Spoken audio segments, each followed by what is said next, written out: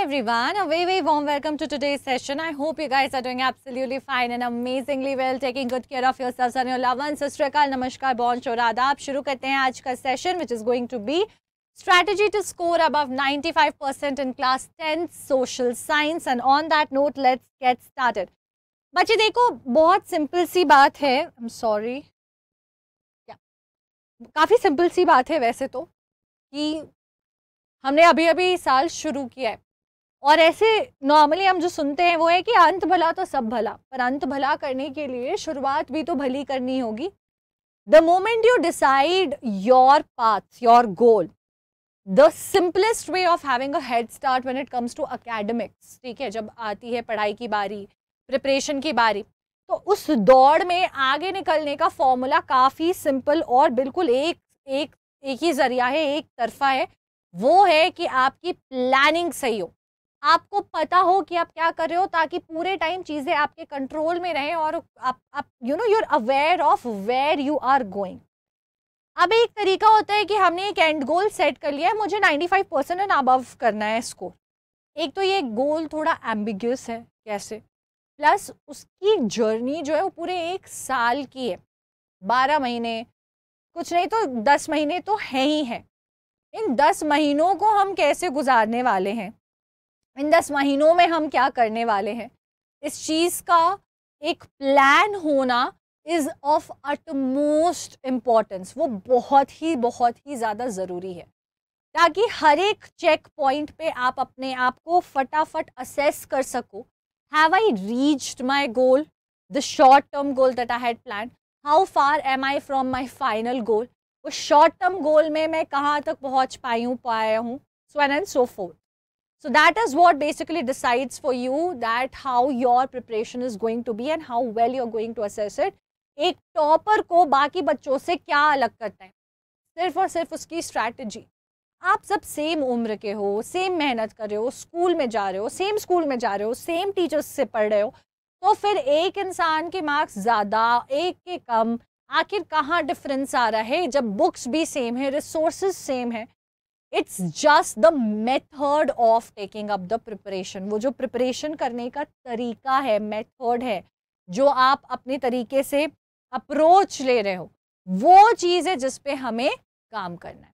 ठीक है, तो let's get started with the discussion of today's session. हम बात करेंगे हमारे सिलेबस की और साथ ही साथ हम बात करेंगे कुछ टिप्स की and basically the strategy to discuss, like to approach in general. Okay, so let me also quickly introduce myself. Hi बच्चों, मेरा नाम है अंकना और मैं हूँ आपकी expert for social sciences at Embibe. I come with an experience of more than 9 years, as you can see, in the field of education. So you can definitely trust when I'm suggesting you few things, but at the same time, do apply your subjectivity as well.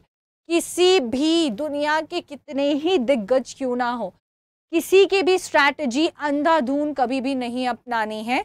Specific plans, tips, advices, counselling, suggestions, वो अलग चीज़ है, वो implement करो.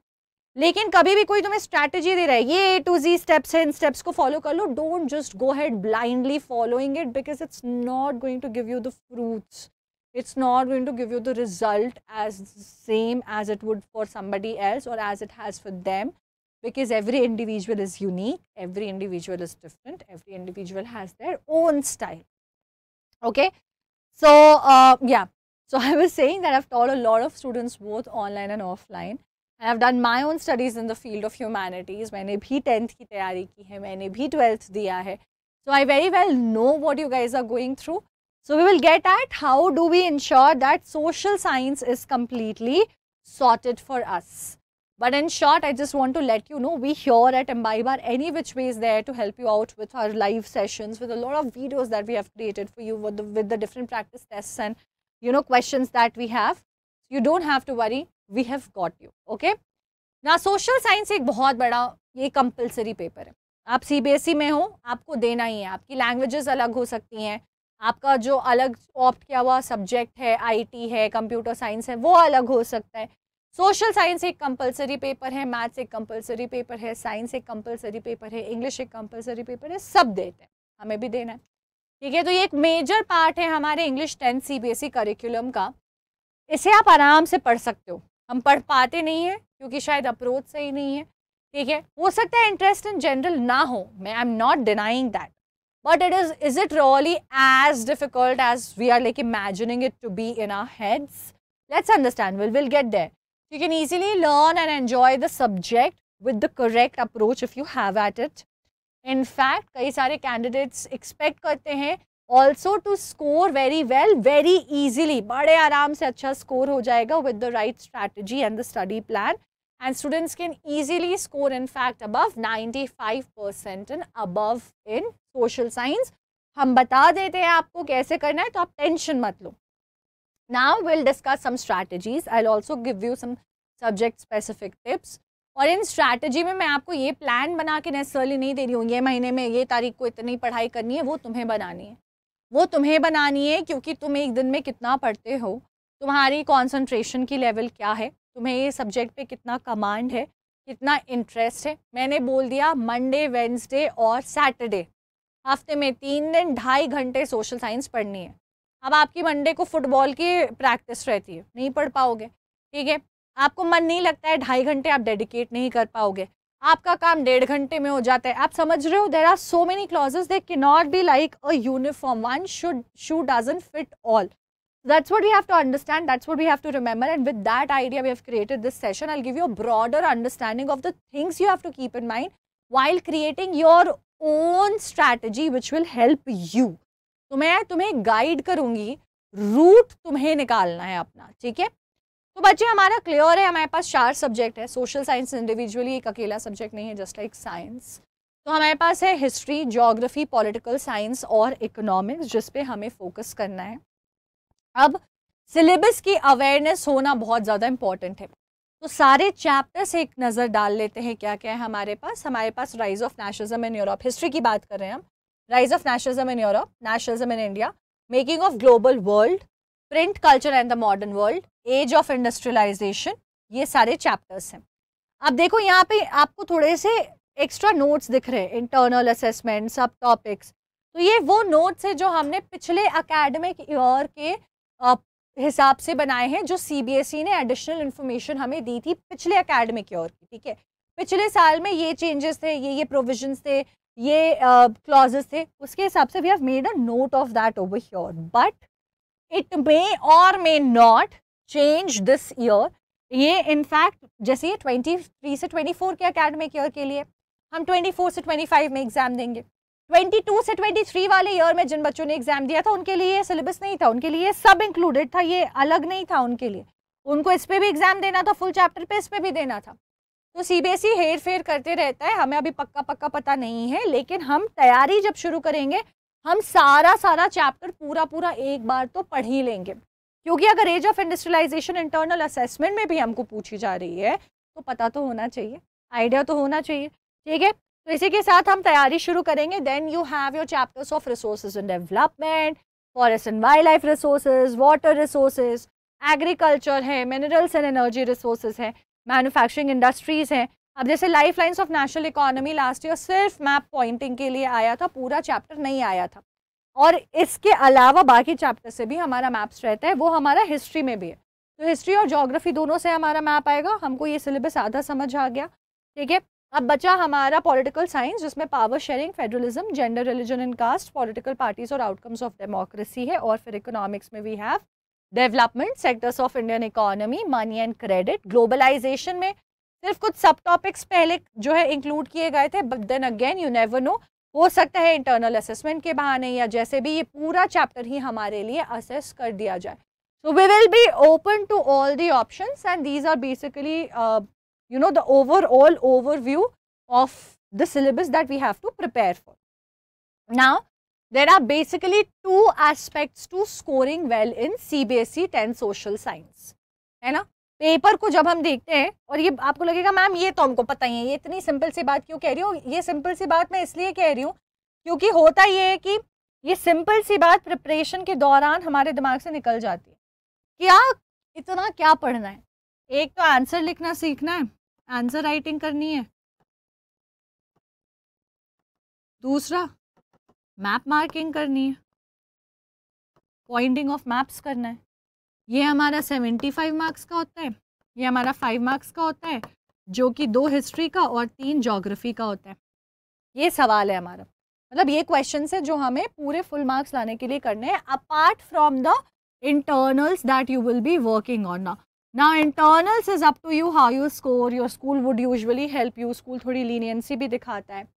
हमें इन 80 marks पे primary focus करना है, ये 80 पे हम कितना बेस्ट कर सकते हैं। स्कूल वाले 20 नंबर में मैं मान रही हूँ अंटिल अनलेस आप बिल्कुल सिंसियर नहीं हो, आपने कुछ नहीं किया है, टीचर को परेशान कर रखा है, स्कूल नहीं जाते हो, तब जाके आपको 15 नंबर से कम आएंगे, वरना 15 तो आएंगे ही आएंगे। स्कूल भी आसान पेपर सेट करता है, बच्चों के साथ थोड़ी रियायत देता है, और यहाँ पे भी अगर हमने फुल मार्क्स या 90 मतलब 75 70 भी स्कोर करे तो हम 90 तक के इन एंड अराउंड रहेंगे। अब आपकी डेडिकेशन पे डिपेंड करता है, आप उसको कितना पुश कर सकते हो, ठीक है। तो इसको ध्यान में रख करके हम पैटर्न को थोड़ा पहले समझते हैं। देखो बच्चे, प्रिपरेशन से पहले पैटर्न नहीं पता होगा तुम्हें, जब ये नहीं पता है कि सिलेबस क्या है, इसलिए हमने पहले सिलेबस देखा, तो तुम्हारे पहले तो तुम वहीं पे खत्म, सिलेबस ही नहीं पता है। शुरुआत से सिलेबस पता होना चाहिए, भैया मुझे कितना बड़ा पहाड़ चढ़ना है, कितनी दूरी तक जाना है, मेरी मंजिल क्या है, इस बात की अगर मुझे अवेयरनेस नहीं होगी तो फायदा क्या है जर्नी शुरू करने का। आपको पता ही नहीं है कि मुझे 6 घंटे में कहाँ तक पहुँचना है, आप अपनी स्पीड से चलोगे। अब आपकी स्पीड बहुत तेज़ भी हो सकती है, बहुत स्लो भी हो सकती है, या ठीक भी हो सकती है, पर उस स्पीड को प्रॉपरली एडिक्वेटली डिटरमाइन करने के लिए ज़रूरी है ना, बहुत तेज़ चले वहाँ पहुँचकर तबीयत खराब हो गई, ख़त्म, बहुत धीरे चले पहुँच ही नहीं पाए। तो वो बराबर का पेस मेंटेन कर सके कि टाइम भी मेंटेन रहे, मंजिल पे भी पहुँच जाए, रेस जीत भी जाए, ऐसे हिसाब के लिए ज़रूरी है सिलेबस पता होना। अब फिर दूसरी चीज़ पता होना कि रास्ता कैसा है। रास्ता पहाड़ों वाला है, मैंने हील्स पहनकर वॉकिंग शुरू कर दी, प्रॉब्लम है, जूते पहनने हैं मुझे। अगर फ्लैट है, बड़ा अच्छा है, बहुत स्लिप होता है, तो मुझे कैसे जूते पहनने हैं, बारिश होगी नहीं होगी, ये सब अवेयरनेस होनी चाहिए। तो ये आपके पेपर के डिटेल्स है, पेपर में किस किस तरह के सवाल पूछे जाएंगे। तो पेपर का ब्रेकडाउन थोड़ा देख लेते हैं। सबसे पहले हमारे पास पूरा पेपर जो ये 80 मार्क्स का होता है वो डिवाइडेड होता है इन सेक्शंस में।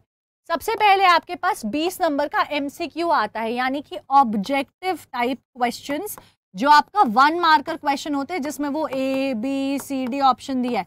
तो यहाँ हमें लिखने की प्रॉब्लम नहीं है, लेकिन कई सारे बच्चे ऑब्जेक्टिव टाइप क्वेश्चंस में ही ज़्यादा हिले हुए होते हैं, क्योंकि ऑब्जेक्टिव टाइप क्वेश्चंस का कैच ये है, या तो तुम्हें आता है या तो तुम्हें नहीं आता है। अनलाइक सब्जेक्टिव टाइप क्वेश्चंस, जो लॉन्ग आंसर या लिखने वाले आंसर्स होते हैं, उसमें हमारे पास एडवांटेज ये होती है कि हम लिख कर बता सकते हैं कि हम इसमें, मुझे एग्जैक्टली आंसर नहीं पता, पर मैं एक लाइन शायद फिर भी लिख दूं, आधा नंबर का, 1 नंबर का, मैं कुछ फिर भी लिख दूं। 1 मार्क का क्वेश्चन में जब हमारे पास ऑप्शंस होते हैं, अगर मुझे आता है तो सही होगा, नहीं आता है तो वो गलत होगा, उसमें तुक्का कभी लग गया, उसका कोई हिसाब नहीं है। तो यहाँ पे इन चीज़ों का ध्यान बहुत रखना ज़रूरी है कि जो ऐसे इन्फॉर्मेशन है, जो स्पेसिफिक पॉइंटर्स होने चाहिए, वो इसके लिए बहुत ज़्यादा ज़रूरी है।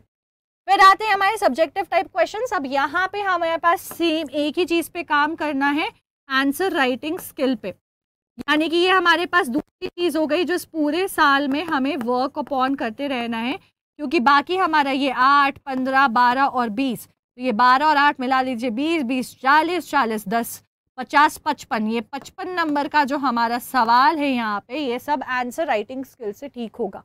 आपकी नॉलेज यहाँ पे मैटर बहुत ज़्यादा करेगी, नो डाउट, लेकिन नॉलेज चाहे कितना ही क्यों ना अच्छा हो, आंसर राइटिंग का तरीका अगर अच्छा नहीं होगा तो नंबर यहाँ पे कटते जाएंगे। यानी कि पूरे पेपर में 1 मार्क का क्वेश्चन की 25% की वैल्यू है, 80 का 25% इज 20, 10% के 2 नंबर के क्वेश्चन आएंगे, 18.75 के 15 नंबर के क्वेश्चन आएंगे, 15% के 12 नंबर के क्वेश्चन आएंगे, मतलब आपके ये 3 मार्क का question, sorry yes I will go back again. तो 10% के लिए हमारे पास 2 मार्क का क्वेश्चन आएंगे, ठीक है। 18.75% का 3 मार्क का क्वेश्चन आएगा, 15% का रफली हमारे पास 4 मार्क का क्वेश्चन आएगा, और हमारे पास 25% फिर से 5 मार्क का क्वेश्चन आएगा। यानी कि प्राइमरीली पहले 2 चीज़ों पे आप काम करोगे, ऑब्जेक्टिव क्वेश्चंस को आंसर करना सीखोगे, और वेरी लॉन्ग आंसर्स यानी कि 5 नंबर के आंसर्स लिखना सीखोगे। सिर्फ इतना भी कर लिया तो 80 में से 40 मार्क्स तुमने पहले ही अपनी स्किल डेवलपमेंट जो है वो कर ली है, ठीक है। उसके बाद मेरा दूसरा सजेशन रहता है कि अपने केस बेस्ड स्टडी वाले क्वेश्चन को जो है वो फिक्स करो, ये अलग आपको 12 मार्क्स यानी कि और 15%, यानी कि टोटल 65% इन चीज़ों पे फोकस करना ज़रूरी है। ये दोनों शॉर्ट आंसर्स हैं, ये आप वैसे भी सीख जाओगे धीरे धीरे। जब लॉन्ग आंसर लिखना सीखा है तो शॉर्ट भी सीख जाओगे। और 5 तो मैप का है। मैप तो भैया उस पर अलग डिस्कशन चलेगी कि मैप कैसे ठीक करना है। तो अब आप ये 95% अगर स्कोर करना चाहते हो तो कुछ बहुत बेसिक से टिप्स हैं जो हमारे पास आपके लिए हैं, जिन्हें आपने फॉलो करना है। सबसे पहले तो बच्चे, टोटल हमारे पास कितने चैप्टर्स हो गए? अगर आपने ध्यान नहीं दिया, लगभग 21 या 22 चैप्टर हैं। देखो बहुत सिंपल है, 1 2 3 4 5, 1 2 3 4 5 6 7 12 हो गए। 1 2 3 4 5 17 and then you have 4 over here 21 as I told you. 21 chapter है, 12 महीने हैं। 12 नहीं लगाएंगे, 10 महीने हैं। बाकी परीक्षा में इधर उधर कहाँ कहाँ चले जाते हैं याद नहीं रहता है, पता नहीं चलता है, कहीं भी चले जाते हैं, उड़ जाते हैं, निकल जाते हैं। ठीक है, तो पहले एक स्ट्रैटेजी ऐसे बनाओगे, सिलेबस पता कर लिया, मार्किंग स्कीम पता कर ली, वेटेज पता कर लिया और पैटर्न पता कर लिया। चैप्टर की वेटेज मैं बता दूं फिक्स्ड नहीं होती है, कोई फायदा नहीं है। अगर आप कहीं से भी देखो वो बदलते रहता है। रफली यही समझ लो कि सारे चैप्टर्स में मोटा मोटी ऊपर नीचे बराबर क्वेश्चंस आते हैं, वो कभी भी पलट जाते हैं। कुछ एक आध चैप्टर्स हैं हिस्ट्री के, जैसे nationalism in Europe, nationalism in India और प्रिंट कल्चर, इनसे बड़े क्वेश्चंस आने ही आने हैं। वैसे ही आपका अगर पॉलिटिकल साइंस की बात करते हैं तो आपको एक बड़ा क्वेश्चन आउटकम्स ऑफ डेमोक्रेसी से आना ही आना है। ये पैटर्न पे आप देख सकते हो, जज कर सकते हो। बाकी लेकिन उसकी वेटेज ऊपर नीचे कुछ भी हो सकती है, उसकी कोई गारंटी नहीं है। ये जो वेटेज होता है ना कि इस चैप्टर से इतने नंबर का फिक्स्ड क्वेश्चन आएगा, वो 12th में दिया जाता है। उसमें भी एक आध नंबर ऊपर नीचे होता है, बट 10th में वो बहुत ज़्यादा फ्लक्चुएटिंग है, आपको कहीं से मिल भी जाता है वो। My sincere advice to you is going to be do not just fall for it blindly, ये ऐसा है तो ऐसा ही फॉलो करेंगे। ठीक है, अब जब हमारे पास ये सब कुछ हो गया है कि मेरे पास सिलेबस आ गया, मार्किंग स्कीम आ गई, वेटेज आ गई, अब मेरा नेक्स्ट प्लान जो है वो रेडी करना है। मेरा नेक्स्ट स्टेप क्या है? To just have like a rough plan at least. ठीक है, प्लान विथ एक्शनेबल्स। ये मैं आपको समझाना चाहती हूँ कि मेरे हर महीने का एक्शन क्या होना चाहिए। मुझे क्या करना है? मुझे 21 चैप्टर्स पढ़ने हैं। ये 21 चैप्टर्स मुझे कब से कब पढ़ने हैं? मेरे पास अभी अप्रैल में काम शुरू हो चुका है, अप्रैल के 5-6 दिन जा चुके हैं, कोई बात नहीं है, 5-6 दिन गए, अप्रैल गिनेंगे हम। अप्रैल, मई, जून, जुलाई, अगस्त, सितंबर, अक्टूबर, नवंबर मेरा टारगेट होना चाहिए, क्योंकि दिसंबर से कई जगह नवंबर से ही प्री बोर्ड शुरू हो जाते हैं। बट चलो, पहले प्री बोर्ड में, और अब तो 2-2 प्री बोर्ड होते, एक भी नहीं होता, पर चलो दूसरे प्री बोर्ड, पहले प्री बोर्ड में थोड़ा हिल भी गए, दूसरे में ठीक ठीक कर लेंगे। हमारे पास ये 21 चैप्टर करने के लिए अप्रैल से बेसिकली नवंबर तक है। टेक्निकली आप ऐसा मान लो कि 15 अप्रैल से 15 नवंबर तक है। तो ये जब आप पूरा देखोगे तो ये 7 महीने होते हैं। अप्रैल से शुरू कर रहे हैं, मई, जून, जुलाई, अगस्त, सितंबर, अक्टूबर, नवंबर, 7 मंथ्स। मेरे पास कितना है? 7 महीने हैं। नवंबर से दिसंबर मेरा कहाँ जाएगा? सॉरी, दिसंबर नहीं,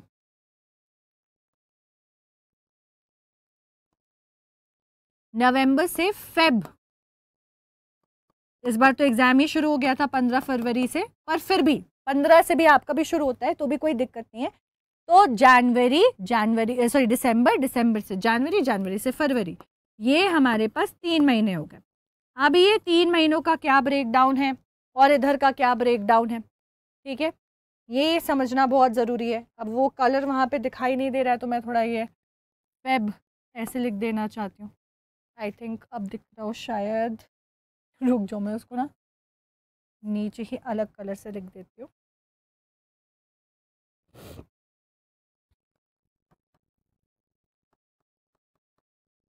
ये फेब भी मेरे पास 15 तारीख तक है।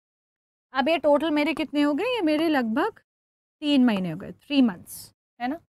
ये 3 मंथ्स में मेरा टारगेट है रिविजन का, इंक्लूडिंग प्री बोर्ड्स, एग्ज़ाम भी देना, रिविजन भी करना। और जो यहाँ पे 7 महीने हैं ये मेरी कोर प्रिपरेशन है। और ट्रस्ट में ये आपका जो मतलब ये जो स्ट्रैटेजी है ये आपके आइडियली हर सब्जेक्ट के लिए ऐसे ही होनी चाहिए। अब ये 3 महीनों में मुझे 21 चैप्टर करने हैं, तो on an average I have to focus on finishing at least 3 chapters per month. That is how I am suppose to function. अब इसमें तुम्हें 3 चैप्टर जो है उसमें किसी महीने ज़्यादा किसी महीने कम लग जाएगा। इको और पॉलिटिकल साइंस का चैप्टर किया तो हो सकता है आप 1 महीने में 4 चैप्टर भी कर पाओ, लेकिन हिस्ट्री का चैप्टर उठाया तो हो सकता है 1 महीने में 3 की जगह 2 चैप्टर कर पाओ। कोई दिक्कत नहीं है। हर 2 महीने पे तुमने अपने आप को चेक करना है, हाउ फार बिहाइंड और how ahead of the planning you are. आगे हो बहुत बढ़िया, करते जाओ। जितना रिवीजन ये 3 महीने का 4 महीना बना दोगे और बेहतर है, लेकिन अगर पीछे हो तो पेसअप करना है। ठीक है, पेसअप करना है। ऐसे करके अपनी स्ट्रैटेजी बनानी है। ये स्ट्रैटेजी मैं बना के नहीं दे रही हूँ क्योंकि इसका फ़ायदा नहीं है। मैं दे दूंगी एक डेमो के लिए, मतलब I will give you a basic structure, but again as I keep saying उसे पूरा फॉलो करना कोई फ़ायदेमंद बहुत बात नहीं है। आपने ही देखना है आप क्या कर सकते हो। ठीक है, तो understand the course structure and weightage of marks for each unit. ठीक है, ये थोड़ा सा आपको कैसे पता चलेगा, सैम्पल पेपर हर साल हमारे पास आता है। ठीक है, तो इस साल का जो सैम्पल पेपर आएगा हमारा ईयर ऑफ 2024 से 25 के लिए, हम उसे एनालाइज करके थोड़ा सा देखेंगे किस चैप्टर से हम कितना एक्सपेक्ट कर सकते हैं, but CBSE can still change that, वो पत्थर की लकीर नहीं है। Plus we will also analyse old board papers. जब आप प्रैक्टिस करोगे आपको अंदाज लगने लग जाएगा किस चैप्टर से कितना आएगा और किसको ज़्यादा अच्छे से प्रिपेयर करना है, and I will also help you out with it.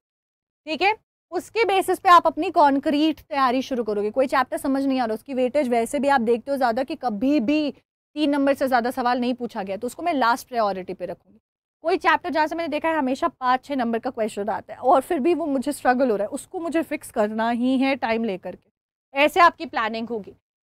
Special attention map work को जाना इसलिए ज़रूरी है क्योंकि बच्चे 5%, हमने अभी देखा था ना 6.25 या 75% जो भी आता है ये परसेंटेज पूरे पेपर का, वो मैप का है। यानी कि लगभग 5-7% आपको आपके पॉकेट में वैसे ही मिल जाएंगे अगर आपने मैप पे थोड़ा सा ध्यान दे दिया। और मैप बहुत आसान है, इसीलिए मैं कह रही हूँ हिस्ट्री के 2 नंबर तो गिवन है। हिस्ट्री में 4-5 चीज़ें ही है मार्क करने के लिए, वो रट लो कुछ नहीं तो आपका गिवन सॉर्टेड है, ये 2 नंबर वैसे हो जाएंगे। मैप में जो चीज़ हमें ध्यान रखनी है that there has to be a regular practice और like a regular overview right from the very beginning. हमारी सबसे बड़ी गलती जो मैंने बच्चों को देखी है, उनको लगता है मैप में है ही क्या, एंड में निकालेंगे। आप एंड में निकालो, मैप में कुछ नहीं है। दोनों बातों से, पहली बात से मतलब जो आपका अंडरस्टैंडिंग है, अप्रोच, उससे मैं अग्री कर रही हूँ, पर बिगिनिंग में क्यों कह रही हूँ, क्योंकि तुम्हारे पास बहुत टाइम है उन 5 नंबरों को अपने पॉकेट में सिक्योर करने के लिए। एंड में निकालने से ना वो है आसान, लेकिन वो टाइम टेकिंग है। कई बार डिफ़िकल्ट चीज़ें जल्दी भी हो जाती हैं, कई बार नहीं भी होती हैं। वैसे ही कई बार आसान चीज़ों को करने में भी वक्त ज़्यादा लगता है, तो आपको वक्त देना होगा। So that is what you have to be prepared with. That is what you have to make sure that you do.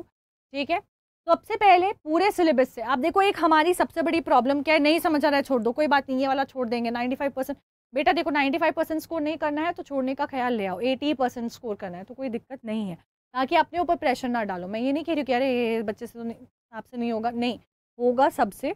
पर अगर आपने टारगेट 80% रखा है, कोशिश करो 100% सिलेबस पूरी करने की, लेकिन आपने टारगेट ही कम रखा है तो दुख भी ज़्यादा नहीं होगा। तो अगर आप कुछ एक आध चीज़ें छोड़े it's okay, but my point is एक बार तो आप पूरा सिलेबस पढ़ ही सकते हैं ना, एक बार ध्यान से, not just for the sake of it, एक बार दिल से ध्यान से पढ़ सकते हैं।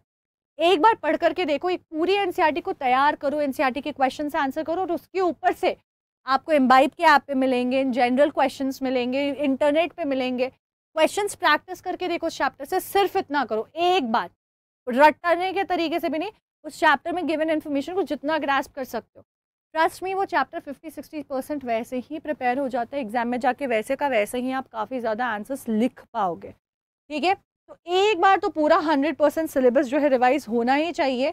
और जब आप पहली बार पढ़ रहे हो, ये देखो नोट मेकिंग की बात स्टार्टिंग में मैं कर देना चाहती हूँ, क्योंकि भाई आगे चल करके मैम जनवरी में बच्चे पूछ रहे हैं कि नोट मेकिंग अभी कर सकते हैं, नहीं, टाइम कर सकते हो, नोट मेकिंग एग्जाम के एकदम पहले भी कर सकते हो, बट उसका फायदा क्या है, क्या तुम्हारे पास इतना टाइम है? तो नोट मेकिंग हम फर्स्ट रीड में भी नहीं करते। हम फर्स्ट रीड में क्या करते हैं, फर्स्ट रीड में हम बेसिकली स्किम थ्रू करते हैं, एक रफ रीडिंग करते हैं और शब्दों को, कॉन्सेप्ट्स को समझने की कोशिश करते हैं। इसमें टाइम थोड़ा कम लगेगा।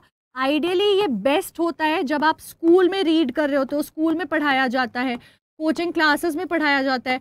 Technically I believe that to be your first read, that is your introduction to the chapter. ये इंट्रो है तुम्हारा, ठीक है। सेकेंड रीड तुम अपने लिए करोगे, अपने से, अपनी कॉन्सेंट्रेशन से, अपने आप को समझा कर।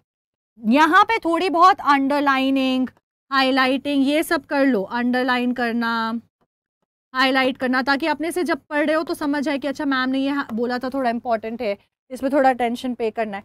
Second reading is exactly where you make the notes.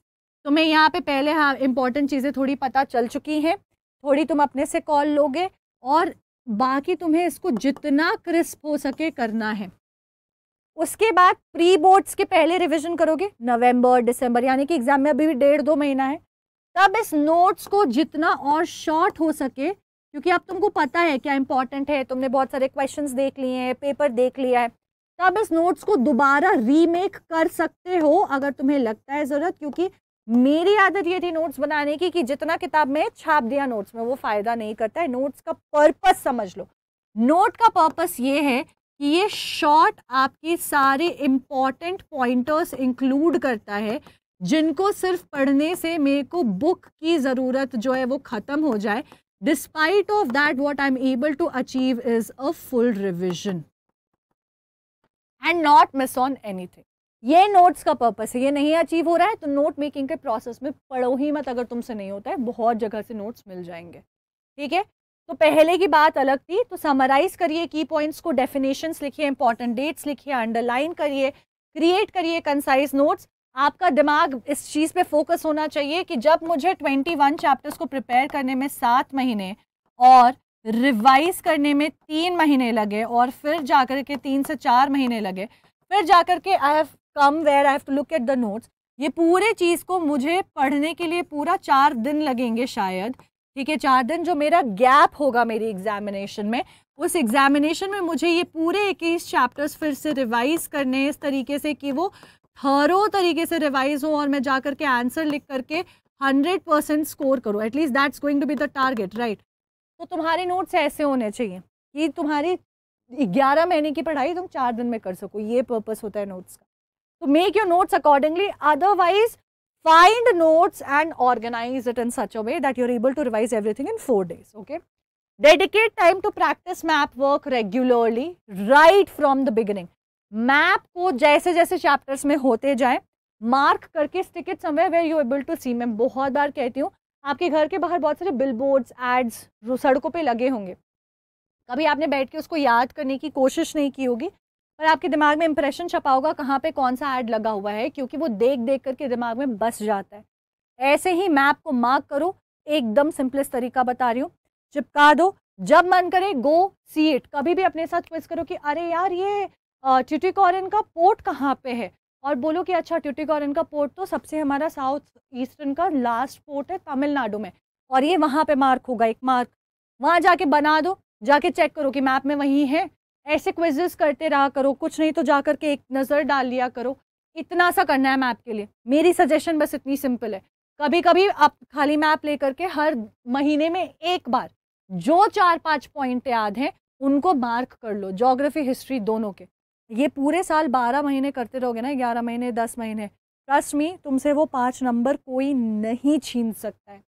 तो डेडिकेट करो, माइंड मैप क्रिएट करो ज्योग्राफिकल फीचर के। इतना कॉम्प्लिकेटेड भी मत करो यार। एक मैप लो, जैसे जैसे मैप मार्किंग के पॉइंट्स होते जाओ, उनको मार्क करते जाओ, उनको लगा दो दीवार पे और देखते जाओ, ठीक है। तो आपने पॉलिटिकल बाउंड्रीज, ये सारी चीज़ें बनाना है। मैप वर्क को सिलेबस से एसोसिएट करो, ये इंपॉर्टेंट पॉइंट है। जैसे आप जब एग्रीकल्चर चैप्टर पढ़ोगे तो राइस के बारे में आप पढ़ोगे कि भैया नॉर्दर्न प्लेन्स में बड़ा अच्छा ग्रो करता है। तो राइस ग्रोइंग रीजन जब आएगा कलर करने, तो तुम्हें पता है नॉर्दर्न प्लेन्स में क्या है, पंजाब है, हरियाणा है, यूपी है, अपने आप मार्क कर लोगे, ठीक है। या राइस को बारिश अच्छी चाहिए तो कहाँ अच्छी बारिश होती है, तो नॉर्थ ईस्ट में होती है तो वहाँ हो सकता है।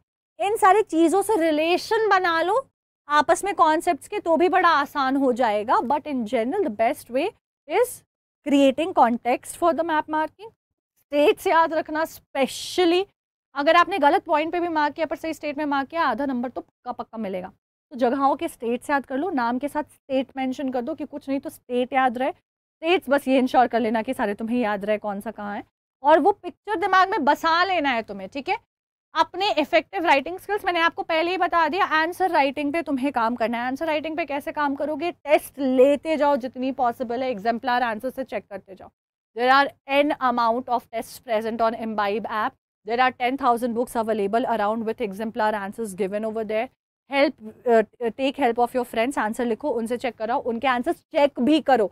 सिर्फ करवाने से नहीं होता है, चेक करने से भी आप बहुत कुछ सीखते हो। आप पॉइंटर्स बनाते हो कि अच्छा इसने ये गलती की, मुझे यहाँ समझ नहीं आ रहा है, मुझे ये गलती नहीं करनी चाहिए, इसने ये पॉइंट बड़ा अच्छा लिखा, I can also express it like that. Find your strength in writing answer. क्या आपकी स्ट्रेंथ पॉइंटर्स में आंसर लिखना है, क्या आपकी स्ट्रेंथ सब्जेक्टिव आंसर लिखना है, यानी कि पैराग्राफ्स में। मेरे से बहुत बच्चे पूछते हैं, आपको अपने स्ट्रेंथ पे खेलना है। मैं पॉइंटर्स में अच्छी नहीं थी, मैं हमेशा पैराग्राफ में लिखती थी। However I feel that an answer written in pointers is better, पर वो मेरी स्ट्रेंथ नहीं है, तो मैं क्यों उस चीज़ को बेटर वे जो मुझे लगता है फॉलो करने के चक्कर में मार्क्स गवा दूँ। मुझे ये इंश्योर करना है मुझे मार्क्स मिल रहे हैं, मैं बेस्ट परफॉर्म कर रही हूँ, तो मैंने पॉइंटर्स का रास्ता नहीं लिया। अब मेरे आंसर पॉइंटर्स में बेटर हो पाते हैं क्योंकि मेरी वो स्किल डेवलप हो गई। तो एक साल में इतना प्रैक्टिस करो कि देखो कि आपकी स्किल किस में डेवलप हो रही है। आप पॉइंटर बेटर लिख रहे हो पैराग्राफ, और वैसे लिखना शुरू कर दो answer writing. Practice with in word limit is very important. अपने आप को टाइम करो, 5 नंबर का आंसर है तो मुझे 8 मिनट से ज़्यादा, 7 मिनट से ज़्यादा नहीं लगने चाहिए। पेपर में डिवाइड कर लो कि हर एक आंसर को आइडियली डेडिकेटेड कितना टाइम होना चाहिए, ठीक है। प्लस आप क्या वर्ड लिमिट में अपनी बात कह पा रहे हो। 2 पेज में तो यार मैं भी अपनी भावनाओं में बह करके अपने सारे इमोशंस एक्सप्रेस कर सकती हूँ, पर क्या मैं उन्हें 6 लाइनों में कर सकती हूँ? वो एग्जामिनेशन इसी बात का तो है। अगर मैं तुमको उतनी, और क्यों टाइम लिमिट लगाया जाता है, तो आपका वर्ड लिमिट, टाइम लिमिट ये देखने के लिए भी है कि क्या आप इतने शब्दों में, इतने वक्त में सब कुछ समझा सकते हो। क्या आपके दिमाग में आइडिया इतना क्लियर है कि आपकी आर्टिकुलेशन इतनी अच्छी है, और ये कैसे होगी, स्किल है। आंसर राइटिंग एक स्किल है। खाना बनाना जैसे स्किल होता है, पेंटिंग भी एक स्किल होती है। नेचुरली ब्लेस्ड लोग होते हैं, बट ये स्किल है। जितना प्रैक्टिस करोगे उतना बेटर होता जाएगा। तो आंसर राइटिंग जितनी करोगे उतनी बेहतर होती जाएगी। तो लिखिए आंसर को लॉजिकली, कोहेरेंटली, इकट्ठा कर करके। अपने थॉट्स हमारे क्या होते हैं ना, शुरू में 2 पॉइंट के लिए बड़े सॉर्टेड रहते हैं, बाकी के 3 पॉइंट में हम गड़बड़ा जाते हैं, क्या लिखना है, क्या करना है, कंफ्यूज है। तो जितना प्रैक्टिस करोगे उतना बेहतर होता जाएगा। कंसाइज लैंग्वेज यूज करो, क्लियरली इलस्ट्रेट करो आइडियाज को, और मैप वर्क को तो प्रिसिशन के साथ प्रैक्टिस करते जाओ। जहां पे ड्राइंग से काम हो सकता है, ड्राइंग का इस्तेमाल करिए, ठीक है। Plus very importantly, do not hesitate in asking your doubts. Ask your teachers in school, ask me in sessions, ask other people if you have, ask your seniors, your siblings, your friends. जिसको पूछो doubt पूछ लो यार, कोई फर्क नहीं पड़ता है। और आपके पास एम्बाइब में भी डाउट रेजोल्यूशन का फीचर है। Just go head, clarify questions. जब आप उसको पार्क होने दोगे दिमाग में, वो रह जाएगा, उससे फियर क्रिएट हो जाएगी, उससे रिलेटेड कॉन्सेप्ट्स नहीं समझ आएंगे, और वो लूप चलता जाएगा। तुम्हें फिगर आउट करना है तुम्हारा डाउट क्या है, वो कैसे रिजॉल्व हो सकता है, बस, ठीक है। तो use your notes, mind maps to identify areas where you need to basically clarify things and seek guidance accordingly, ठीक है। तो अपनी मदद आप खुद कर सकते हो, कोई नहीं कर सकता। आपको दुनिया का बेहतरीन से बेहतरीन इंसान मिल जाए पढ़ाने के लिए, आपको लगे कि इससे ज़्यादा अच्छा ज़िंदगी में मैंने किसी को नहीं देखा पढ़ाते हुए, लेकिन अगर डाउट आया वो आप ही पूछ सकते हो, आप ही रिजॉल्व कर सकते हो, ठीक है। तो आपको करवाना होगा। दूसरी एक बहुत अच्छी चीज़ मैंने देखी, इंस्टाग्राम करते हो, फेसबुक करते हो, जो भी करते हो, ठीक है, जैसे भी करते हो, हम बहुत रैंडम चीज़ें पढ़ते हैं। थोड़ा सा उसमें से आधा घंटा निकाल करके न्यूज़ पढ़ लो, न्यूज़ सुन लो, कुछ इंपॉर्टेंट इन्फोटेनमेंट वाले, इन्फॉर्मेशन से जो इंटरटेनमेंट हो वैसे वीडियोज़ करंट अफेयर्स पे देख लो। आंसर राइटिंग में कई बार हेल्प होती है, जैसे कि अगर आपको जवाब लिखने आ गया कि democracy is not the best form of government, why, despite of it being appreciated and adopted everywhere. आप अगर करंट एग्जाम्पल्स, आपको पुराने किताब से एग्जाम्पल समझ नहीं आए, आपको समझ नहीं आया क्या साइट करना है, लेकिन आप न्यूज़ सुन रहे हो, आप वहाँ पे आंसर में उसको आराम से डाल सकते हो। वैसे कई सारे क्वेश्चन हैं जहाँ पे आप रिलेट कर सकते हो रियल लाइफ एग्जाम्पल्स को। कई बार इन्फॉर्मेशन रियल लाइफ किसी न्यूज़ से सुने चीज़ से याद रह जाती है किताब की, तो अपडेटेड रहने से न्यूज़ भी पता रहेगा, आप स्मार्ट भी लोगोगे लोगों के सामने, जनरल अवेयरनेस भी बढ़ेगी, और वो आपके आंसर राइटिंग में, क्योंकि भैया सोशल साइंस है ना, उसमें भी बहुत मदद करेगी। ठीक है, टाइम मैनेजमेंट मैंने आपको बताया, आंसर राइटिंग प्रैक्टिस, पहले प्रैक्टिस करना है कि आंसर राइटिंग हो, फिर प्रैक्टिस करना है कि प्रॉपर टाइम स्पैन में हो, ढंग से वक्त हो हमारे पास लिखने के लिए, और हम अपने स्पीड को इम्प्रूव कर सके। तो हम जब रिवीजन शुरू करेंगे, हम आंसर राइटिंग के साथ शुरू कर देंगे। हमारे मॉक्स में, प्री बोर्ड्स में हमें उसका ख्याल रखना है, और बोर्ड्स तक बिल्कुल एक्सेल कर लेना है। अगर सिर्फ 3 महीने रिविजन को भी डेडिकेट किए, 2 महीने भी किए, और उसके पहले से आंसर राइटिंग शुरू कर देंगे, और वो रिवीजन में, तो रिवीजन का मतलब है पढ़ो लिखो, सिंपलेस्ट फॉर्म। ठीक है, प्लस आप अपने बॉडी को, माइंड को ट्रेन कर रहे हो 3 घंटा बैठकर सोच करके, प्रोसेस करके, अपने थॉट्स को प्रॉपरली एक तरीके से आर्टिकुलेट करके लिखने के लिए। हैंड राइटिंग बेटर होगी, जिस फॉर्मेट में लिखना चाहते हो, अंडरलाइन करना चाहते हो, ये सारी चीज़ें प्रैक्टिस करती जानी है। ठीक है, और अगेन सैम्पल पेपर्स और प्रीवियस ईयर्स पेपर्स, वो आपके बाइबल बन जाएंगे। किताब तो है एनसीईआरटी। और हाँ बच्चे, एक बहुत बड़ा सवाल आता है, मैम रेफरेंस बुक, कोई रेफरेंस बुक नहीं, चुपचाप आंख बंद करके सिर्फ एनसीईआरटी पढ़ना है। क्वेश्चंस चाहे दुनिया में किसी भी किताब से सॉल्व करो, और जितने सवाल है सब सॉल्व कर डालो, कोई दिक्कत नहीं है। पर सबसे पहले प्रायोरिटाइज करोगे सीबीएसई के पुराने बोर्ड्स के पेपर सॉल्व करना, और पुराने सैम्पल पेपर सॉल्व करना, सीबीएसई के वेबसाइट पे मिलती हैं, और इस साल का सैम्पल पेपर भी सॉल्व करना। जितने पेपर सॉल्व करोगे, जितने मॉक टेस्ट लोगे, आपको इम्बाइब पे प्रॉपर मॉक टेस्ट भी बन जाएंगे, आपको चैप्टर स्पेसिफिक आप अपना टेस्ट भी क्रिएट कर सकते हो।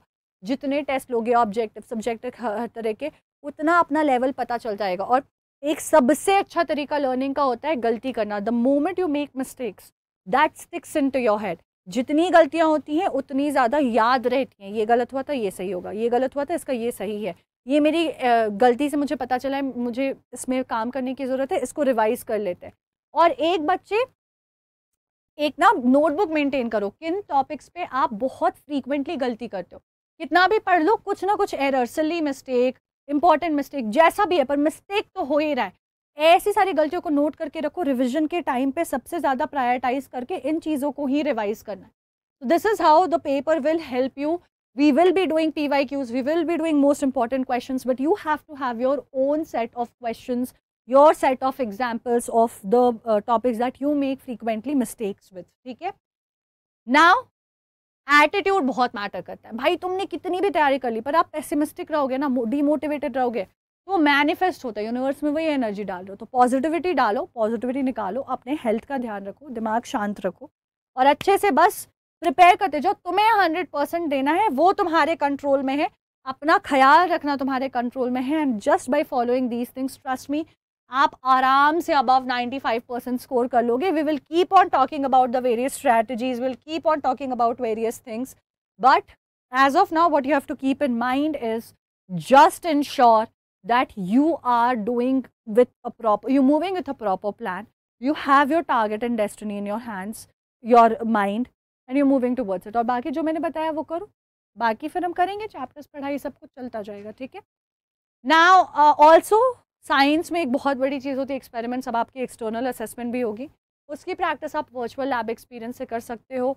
आपको जो वीडियोस देखने, देखो एक और चीज़ है, कंसिस्टेंट रहना बहुत ज़रूरी है। अब ये मत करना 4 दिन पढ़ाई नहीं की, मन नहीं है ना पढ़ने का, इम्बाइब पे जा करके किसी भी टॉपिक से जो रिवाइज करना है, जो पढ़ा हुआ है या नया पढ़ना है, उस चीज़ का वीडियो लगा लो और देखो, मूवी की तरह वो वीडियो रील की तरह चलता जाएगा। कुछ नहीं तो अगर 20% भी इन्फॉर्मेशन तुम्हारे दिमाग में गई, तो वो टाइम तुम्हारा यूटिलाइज होगा, जो तुम्हारे एग्जाम के लिए ऐड ऑन करेगा, ना कि वेस्टेज ऑफ टाइम होगा। गिल्ट आए शायद, फिर भी कम आएगा कि पढ़ा नहीं, लेकिन पढ़ाई की चीज़ तो देख रहे थे, और मज़ा भी आएगा, लगेगा कहानी देख रहे हैं। इन वीडियोस को एक्सप्लोर करके देखो, बहुत मज़ा आएगा। और पढ़ते पढ़ते अचानक अटक गए, लग रहा है फ्लो नहीं टूटना चाहिए, और बहुत टाइम वीडियोस ढूंढने में और कंटेंट ढूंढने में, बेटर अंडरस्टैंडिंग की नहीं वेस्ट करना है। फ़ोन उठाइए, इम्बाइब लेंस डाउनलोड करिए, अपने टेक्स्ट को स्कैन करिए, अपने आप वर्ड्स हाईलाइट हो जाएंगे, उस पर क्लिक करो, उससे रिलेटेड कंटेंट, उससे रिलेटेड वीडियोस अपने आप सजेशन के फॉर्म में आ जाएंगे, उनको पढ़ो। And then you always have us with you, where we have all these created videos, we have more than 2000 books. खरीदने की ज़रूरत नहीं है, रखोगे कहाँ, वो बर्बाद भी हो जाएंगे, पैसे भी लगते हैं, यहाँ पे ऑलरेडी हैं, उनसे क्वेश्चंस प्रैक्टिस करिए, डाउट्स रिजॉल्व करिए, जब मन हो लाइव क्लासेस अटेंड करो, पेरेंट्स को भी इंक्लूड करो। आपने अगर आपको स्ट्रैटेजी मेकिंग में बहुत प्रॉब्लम है, this is the best feature for you. एक टेस्ट लेकर वो आपका लेवल असेस कर लिया जाएगा कि आप किस लेवल पे हो, आपका ग्रेड क्या, आपकी नॉलेज किस लेवल की है। उसके बाद आप बता दो कि मेरे पास भैया हर दिन पढ़ने के लिए बस 1 घंटा है, आधा घंटा है, और मुझे मेरे ग्रेड्स अगले 40 डेज़ में ठीक करने, ये मेरा टारगेटेड टाइम है। अब वो एक चैप्टर का हो सकता है, वो एक टॉपिक का हो सकता है, एक सब्जेक्ट का हो सकता है, या मल्टीपल चैप्टर्स का हो सकता है। वो भी तुम कस्टमाइज कर सकते हो। आपको अपने आप बना बनाया प्लान, रिमाइंडर सब मिल जाएगा, उसको फॉलो कर लो बिल्कुल, बस ब्लाइंडली जस्ट फॉलो इट। तो इसका भी सोल्यूशन है, स्ट्रैटेजी की भी प्रॉब्लम नहीं रह गई। प्लस द ब्यूटीफुल कूबोज practice is going to be your keen board exams and take as many test as possible. खत्म कर डालो सारे टेस्ट, और लेंस की मदद से just keep improving and doing better. Rest you know, और कुछ भी नहीं है, ठीक है। So with that we have actually finished the session. Thank you so much for being here, and all the best for your, your coming ahead. I'm sure you guys are going to do marvelously well. All the very best to you guys. We are already here for you, जहाँ पे आप बहुत बहुत अच्छा करोगे। तो मिलते हैं बहुत जल्द। Till the next time, we're going to get started with the session very soon. तो आप tuned रहना, and do not forget to subscribe so that you do not miss on those sessions. And we are going to have a rocking start. So make sure that you're prepared for it. Looking forward to seeing you there, and let's ensure that we do score 95, kya yaar, 100%. So till then guys, take good care, stay tuned, stay subscribed. Do not forget to hit the like button if you like the session, share it with your friends, stay subscribed and keep imbibing. Keep imbibing. We believe in you.